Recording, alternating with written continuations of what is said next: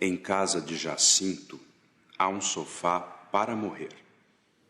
Quando a pessoa fica velha, um dia a convidam a sentar no sofá, que é um sofá igual a todos, mas tem uma estrelinha prateada no meio do encosto. A pessoa convidada suspira, mexe um pouco as mãos como se quisesse afastar o convite, e depois senta no sofá e morre.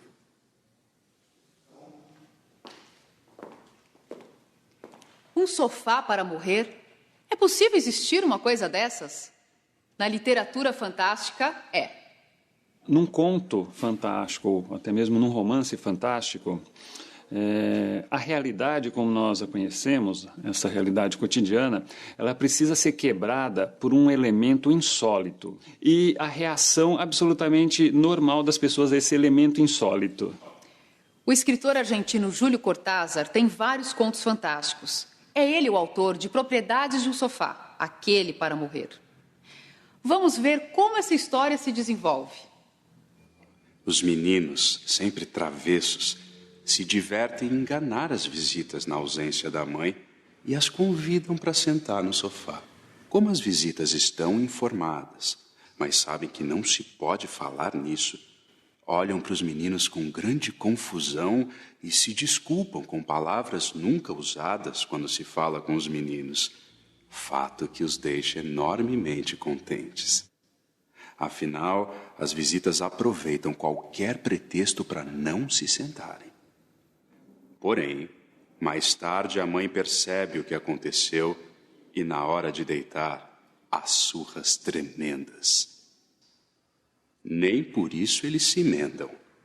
De quando em quando, conseguem enganar alguma visita inocente e as fazem sentar no sofá.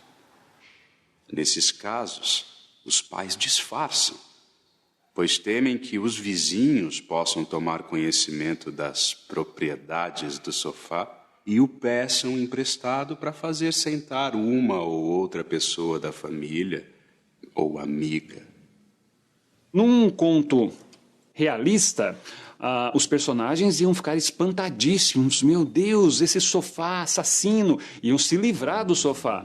No conto fantástico, é exatamente o contrário. A família incorpora o objeto, ninguém para refletir o quão esse objeto é inusitado, é estranho, ele rompe as leis naturais, né? Os personagens vão constantemente tentar explicar aquilo, vão tentar resolver o problema para a situação reverter a normalidade, digamos assim, que era a situação original. Então, o personagem, na literatura fantástica, os personagens, em geral, eles não... essa situação absurda vai ser sufocante para eles.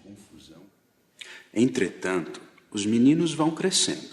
E chega o dia em que, sem saber porquê, deixam de se interessar pelo sofá e pelas visitas. Ao contrário, evitam entrar na sala. Dão uma volta pelo pátio. E os pais, que já estão muito velhos, fecham a chave à porta da sala e olham para seus filhos com atenção, como querendo ler seu pensamento. Os filhos desviam os olhos, dizendo que já é hora de jantar ou de deitar-se. De manhã, o pai levanta primeiro e vai sempre olhar se a porta da sala continua fechada à chave, ou se algum dos filhos abriu-a para que da sala de jantar se veja o sofá. Porque a estrelinha de prata brilha até na escuridão e se vê perfeitamente de qualquer parte da sala de jantar.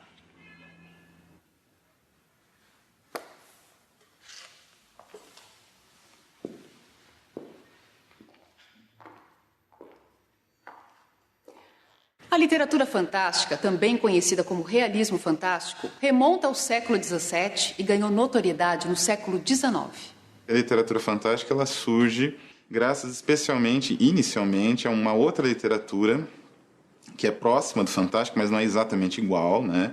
Que é a literatura gótica, que ela, digamos assim, realizou uma revolução popularizar o romance, né? E popularizar também as figuras mitológicas, as figuras relacionadas à tradição folclórica, né, de cada país, como vampiro, fantasmas, os duplos, né? No século XIX, você vai ter uma corrente da literatura romântica que vai incorporar o misticismo, o sobrenatural.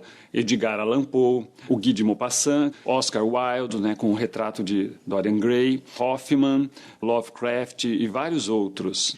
Eles vão fazer uma espécie de multiplicação temática e de abordagem, né? Então a literatura fantástica ela vai se enriquecer muito, porque ao mesmo tempo ela vai se fracionar em vários gêneros, então terror, o suspense, a ficção científica. Na América Latina, o realismo fantástico floresceu nos anos 70 e 80, justamente quando países como o Brasil e a Argentina viviam sob uma ditadura militar.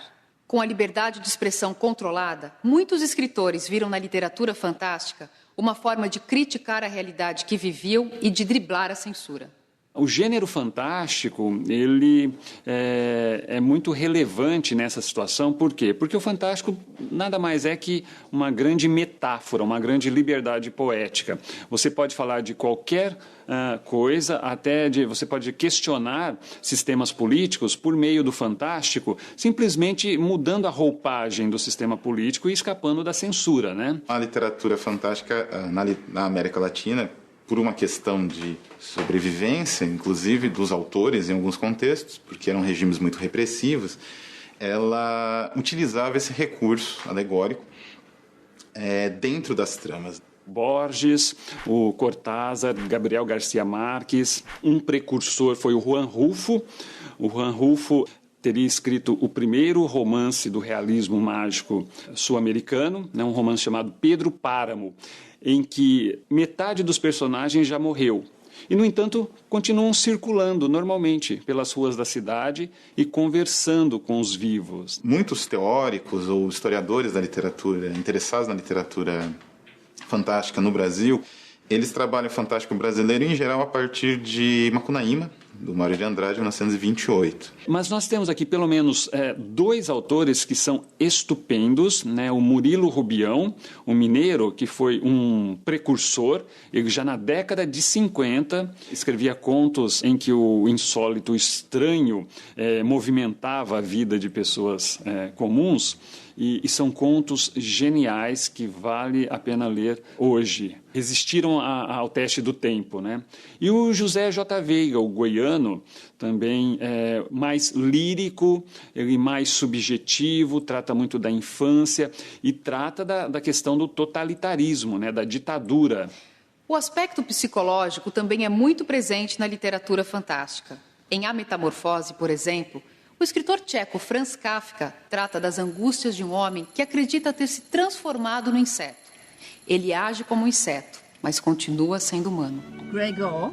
Gregor, are you unwell? Gregor. Ele continua vivendo na mesma casa com a mesma família e que não estranha a transformação, mas passa a ter uma série de problemas em conviver com um grande inseto, que é o filho, né? O irmão e o filho. A própria realidade continha uma série de elementos absurdos. Então a vivência, né, o cotidiano, a vivência já implicava num absurdo. A existência é algo tão assombroso, tão complexo, que o máximo que a gente consegue é dar uma risadinha assim, mas logo cair em melancolia.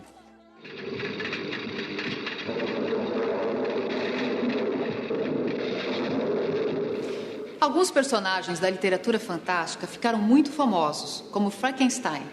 A história do médico que quer vencer a morte e cria em laboratório um ser que amedronta por sua aparência grotesca foi escrito pela inglesa Mary Shelley em 1816. E até hoje atrai leitores e espectadores nas várias versões adaptadas para o cinema. Get away with that torch.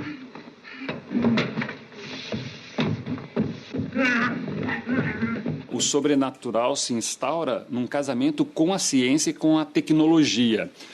Já não são mais entidades de outro mundo, né, do além, que se manifestam nessa criatura. É a própria ciência que está abrindo portas e janelas para essa realidade sobrenatural, está provocando a vida, né, no caso do Frankenstein.